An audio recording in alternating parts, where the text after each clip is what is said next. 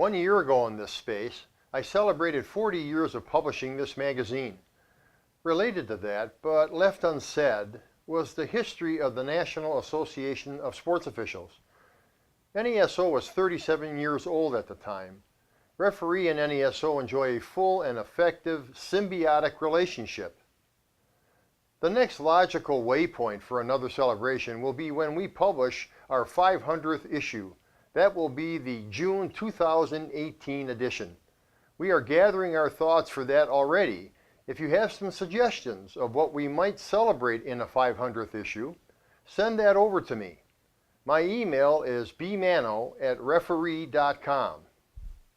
I mentioned NASO because as I conjured up these words, I got to thinking about the accomplishments that have special meaning, and one of those is the video welcome we used to open the NASO summits. It was my hope back in 2005 that referee and NASO had achieved a sufficient level of respect that we could ask a uniquely renowned and recognized person with no formal connection to officiating to provide a summit welcome. Such a person would not logically be at one of our events, and we could not afford to pay the normal speaking fee to have that person there. We needed a favor to make it happen. My job was to find a door opener and then, with the door ajar, walk through with our message and request. The concept was simple. Ask someone to speak from the heart about how they embrace officiating as a vital part of society's fabric.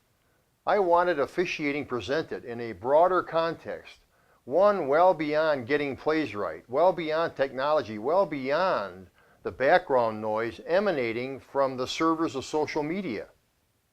Proudly, when I have asked, only 2 times was that request turned down, and in both cases, that had more to do with timing and work demands than anything else.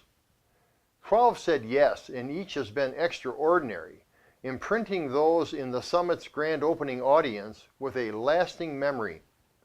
They run less than 6 minutes usually. We started our video welcome hot streak in 2006 with Frank DeFord, the Dean of Sports Journalists, who sadly passed away in late May. I knew Frank personally and figured he might help out. He did without hesitation. Next was former Secretary of State Jack Kemp, who was a close friend of former NFL umpire Ron Botchin. Through our NFL contacts, we gained access to Roger Goodell, a welcome we showed in 2008.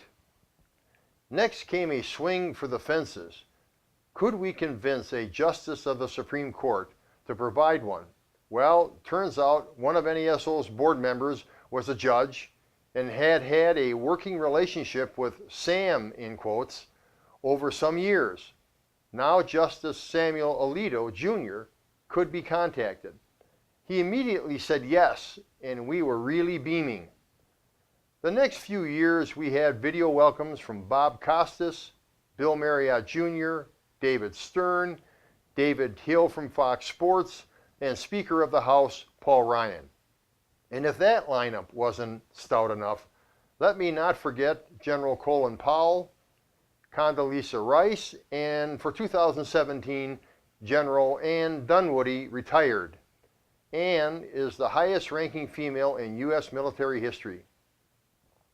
General Powell, Dr. Rice, and General Dunwoody presented insights that resonate with me to this day.